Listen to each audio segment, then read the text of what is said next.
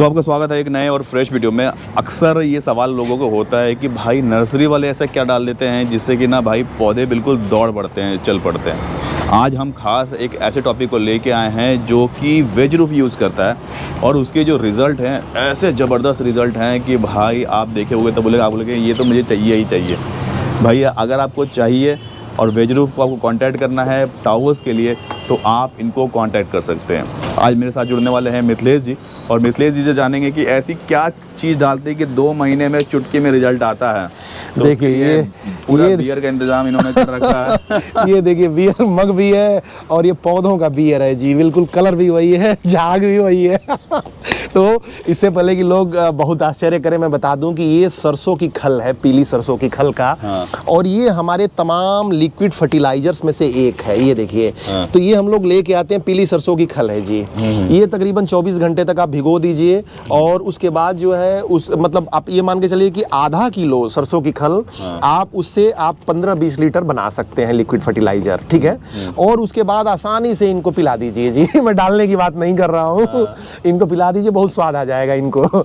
और खासकर ठंडियों में ये सरसों की खल बहुत उपयोगी होती है। अच्छा। गर्मी पैदा करती है और शानदार तरीके से रिजल्ट देती है। क्या बात है। तो एक चीज ये है। उसके अलावा अनीस भाई मैं बता दूं कि केवल सरसों खल ही नहीं, किचन लिक्विड कंपोस्ट की बात मैंने कई बार की है। जितने ग्रीन वेस्ट बचते हैं आपकी गार्डन में, सॉरी आपके किचन में, उन सभी को मिक्सी में क्रश कर लीजिए और उसके बाद जो है उनको 12 दिन तक फर्मेंट होने के लिए किसी बकेट में डाल दीजिए, ठीक है। 13वें 14वें दिन छोड़िए, 15वें दिन इसी तरीके का उसको आप विस्की कह लीजिए, वाइन कह लीजिए। हाँ, बिल्कुल। तो वो बहुत ही शानदार तरीके से वो एक तैयार हो जाता है। इसके अलावा सीवीड है, इसके अलावा जो है अगर और भी आसान करना चाहते हैं तो आप ये समझिए कि जैसे कि वर्मी कंपोस्ट आता है, उसको आप घोल लीजिए, घोल के डाल दीजिए सिंपली। जीवामृत है, अमृत जल है, तो ये सारे लिक्विड फर्टिलाइजर मिलके आपको देते हैं बहुत ही शानदार रिजल्ट, जिसकी हार्वेस्टिंग की हम लोग बात कर रहे थे। और हर तरह के पौधे, आपको किसी केमिकल की जरूरत ही नहीं है अनीस भाई, जरूरत ही नहीं है। अच्छा। अब चूंकि खेत में जो लोग खेती करते हैं उनके लिए ये सारी चीजें संभव नहीं हो पाती हैं, लेकिन गार्डन में तो आप पौधों के नाम रख सकते हैं। मैं बार बार बोलता हूँ, उमेश, पीटर, रमेश, जो भी रखना है, और एक एक पौधे की आप टेक केयर कर सकते हैं, एक एक को ऑफर कर सकते हैं ये वाली मग और उसके मग के साथ ये वाली बियर। बहुत बढ़िया चलेगा नहीं जी जी जी जी जी। तो मैंने कई बार देखा है कि ना कि लोग ना छुपाते हैं चीजें, नहीं नहीं नहीं नहीं, बताने के लिए कि भाई क्या चीज डाला नहीं डाला वो बता देंगे तो सीक्रेट रिवील हो जाएगा। देखिए इससे आदमी की इनसिक्योरिटी खुद जरूरत होती है, बाहर आती है, रिवील होती है। हाँ। इस बिजनेस में सपोज कीजिए कि एक दुकान खुल गई गोल्ड की किसी मार्केट में, तो वो मार्केट नहीं बनती है, वो एक दुकान रहती है। लेकिन अगर 20 दुकानें खुलती है तो मार्केट बन जाती है। तो इस बिजनेस में, इस काम में, इस सब्जियां उगाने के अभियान में, बल्कि कहूँगा मिशन में और भी अधिक से अधिक लोग आए। जितने लोग आएंगे उतनी ज़्यादा गार्डनिंग सक्सेस होगी। और गार्डनिंग का मतलब ही है वेजिटेबल गार्डनिंग, बाकी चीज़ें शौकियाँ हैं, ये प्रोडक्टिव गार्डनिंग है। और प्रोडक्टिव गार्डनिंग डेफिनेटली अधिक से अधिक लोगों को करना चाहिए। फूल पौधे भी लगाइए, ऑर्नामेंटल भी लगाइए, कोई दिक्कत नहीं, लेकिन वेजिटेबल गार्डनिंग भी कीजिए। बड़े दुख की बात है अनीश भाई कि बहुत कम लोग हैं इस फील्ड में, और सब कुछ ओपन है। पाइप बनाने की बात हमने बता रखी है, आपके चैनल पे एक एक चीज दिखा रखी है। न्यूट्रिशन की बात, there is no rocket science, but impact है इसका रॉकेट साइंस वाला।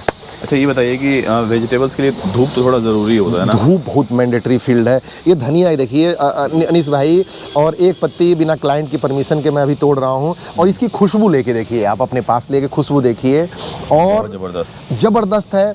मतलब देखिए कितनी दुख की बात है। अभी भास्कर की रिपोर्ट में पढ़ रहा था, दैनिक भास्कर की, नाले के पानी में सब्जियां, और ये सब जानते हैं।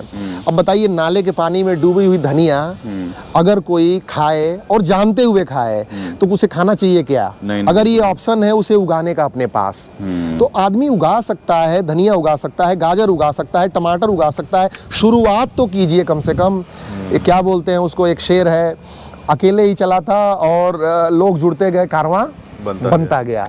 तो धीरे धीरे धीरे धीरे एक एक करके, मुझे सबसे इस बात की खुशी है, ये वेजिटेबल टावर का इस समय काफ़ी प्रचार प्रसार हो रहा है, लोग इसको पसंद कर रहे हैं। लेकिन अनीस भाई मैं अपने दिल की बात बताऊं, ये देखिए ब्रोकली बनना स्टार्ट हो गई है। तो मैं आपको दिल की बात बताऊं कि ये वेजिटेबल ये टावर्स जो है किसी अन्य के लिए नहीं बल्कि वेजिटेबल गार्डनिंग के लिए जाने जा रहे हैं। इस बात की मुझे बहुत ज्यादा खुशी है बहुत कि बढ़िया। ये टावर का मतलब वेजिटेबल गार्डनिंग है। हमसे कई बार लोग बोलते हैं कि फूल पौधे भी लगा, अरे आप लगा लीजिए, हम नहीं लगाते जी। हम सिर्फ और सिर्फ वेजिटेबल लगाते हैं। और ये टावर नहीं है, ये वेजिटेबल टावर है। वेजिटेबल इसमें उगाने को कुछ भी आप उगा सकते हैं, लेकिन मुझे बहुत खुशी है कि ये जो इनोवेशन है ये वेजिटेबल गार्डनिंग के नाम से जानी जा रही है, वेजिटेबल टावर के नाम बहुत से। बढ़िया। सिर्फ सब्जियां दिखेंगी आपको।